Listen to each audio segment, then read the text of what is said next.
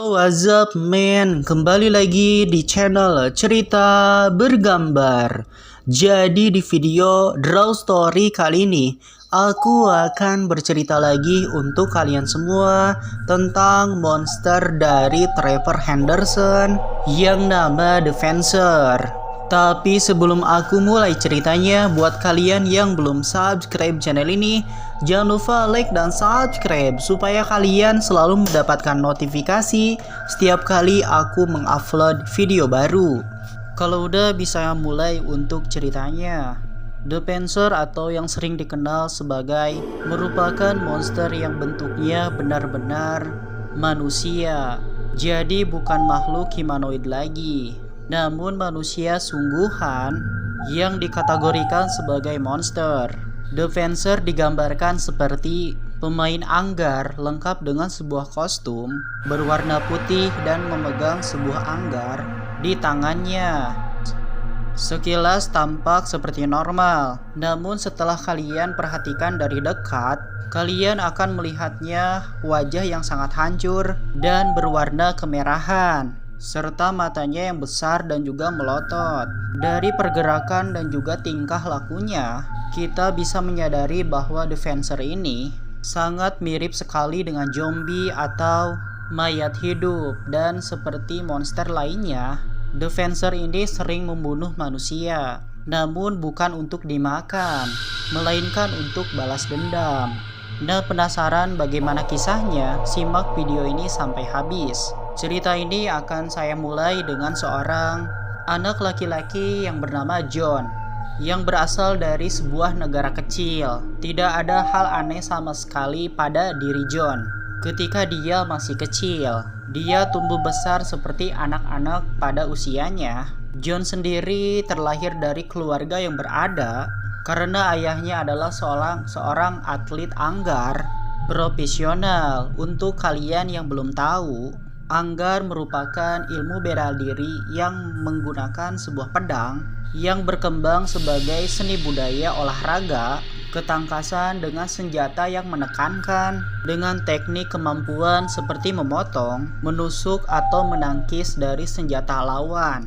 Dengan menggunakan keterampilan dari sejak kecil, John sering diajarkan oleh ayahnya cara bermain sebuah anggar, dan John memiliki sebuah cita-cita agar menjadi seperti ayahnya. Namun pada suatu hari, ayahnya meninggal akibat sebuah kasus pengeroyokan di jalanan. Dan sejak saat itu John tidak pernah bermain anggar lagi, karena setiap kali ia bermain anggar, ia selalu teringat akan ayahnya, dan itu benar-benar melukai hatinya. Namun saat beranjak dewasa, John akhirnya kembali bermain anggar karena tidak bisa dipungkiri terdapat atlet anggar yang mengalir ke dalam tubuhnya, sehingga ada tarikan kuat yang membuat dia kembali bermain anggar. Dan singkat cerita, John akhirnya berlatih anggar, latihan sama seperti ayahnya dulu, dan memang berbakat dari sejak kecil. Dari sejak singkat, John semakin hebat, bahkan ia mengalahkan senior dengan sangat mudah. John akhirnya dimasukkan ke dalam timnas untuk perwakilan dari tempat latihannya, dan dari timnas pun John menjadi pemain terbaik dan tidak pernah terkalahkan. Karirnya pada saat itu naik dan juga berkembang, jauh lebih berprestasi daripada ayahnya waktu dulu. Meskipun sempat berhenti bermain anggar karena ayahnya sudah tiada, namun John tidak bisa membohongi dirinya sendiri karena ia telah jatuh cinta terhadap olahraga tersebut. Sejak 3 tahun John bermain anggar, dan sudah tidak terhitung banyak piala yang sudah ia dapatkan dari pertandingan lokal dan juga tingkat nasional. Bahkan dia juga mendapat sebuah penghargaan sebagai pemain anggar termuda, mendapatkan prestasi terbanyak dari negara tersebut. Semua orang sangat mengagumi John pada saat itu. Semua orang bisa mewakili negara untuk pertandingan anggar dunia, namun tidak semua orang menyukai John. karena anggar lainnya sangat iri terhadap prestasi yang didapatkan dalam waktu yang sangat singkat, namun tidak berbakat seperti John. Nah, agar karir John hancur, pemain yang sudah dikalahkan John membuat sebuah permainan rencana agar John tidak bisa bermain anggar lagi, dan salah satu dari mereka mengajak John untuk bertanding anggar jalanan. Dengan John yang polos pun ikut pertandingan ilegal tersebut, dan sampai di sana John cukup terkejut. Adalah pertandingan yang aneh yang ia ikuti. Tidak ada peraturan sama sekali, tidak pakai pelindung dan boleh menyerang di bagian vital. Pemain akan dimenangi sudah tidak sanggup bertanding lagi. John yang terlanjur ikut pun harus terpaksa melukai lawannya agar bisa menang, dan yang diharapkan ia berhasil mengalahkan beberapa pemain tanpa melukai sedikit pun. Namun ternyata pertandingan itu hanya jebakan dari orang-orang yang membenci John.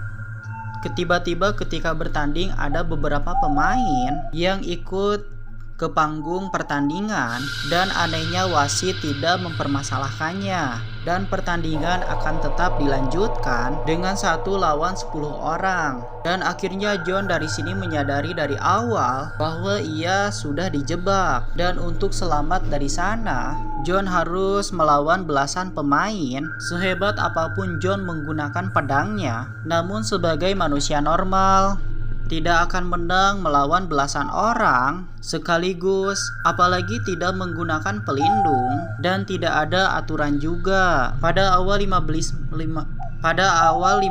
menit awal ia berhasil, namun kelamaan tubuhnya mulai lemas, dan akhirnya John diserang habis-habisan dengan sangat brutal. Seluruh pedang menyayat seluruh kulitnya dan menusuk tubuhnya berkali-kali hingga tubuh dan wajahnya dipenuhi luka, dan ia pun bersimbah darah. Dan John ketika sakarat pun ditinggalkan juga di pinggir jalan hingga ada seseorang yang menemukannya. Namun lambatnya pertolongan, John harus tewas pada hari itu juga. Sebagai penser atau pemain anggar, John akhirnya dikubur dengan seragam dan juga pedang anggar miliknya. Namun sebelum kematiannya, pada saat sekarat, John bersumpah di benaknya karena dia akan membalas mereka semua. Bahkan di saat ia mati sekalipun, rasa dendam di dalam dirinya terus melekat di dalam jiwanya, bahkan di saat ia sudah mati. Namun bagaimana caranya setelah ia dikubur selama 1 minggu? Secara mengejutkan John bangkit dari kuburnya dengan tubuh setengah membusuk dan juga pakaian yang kusam.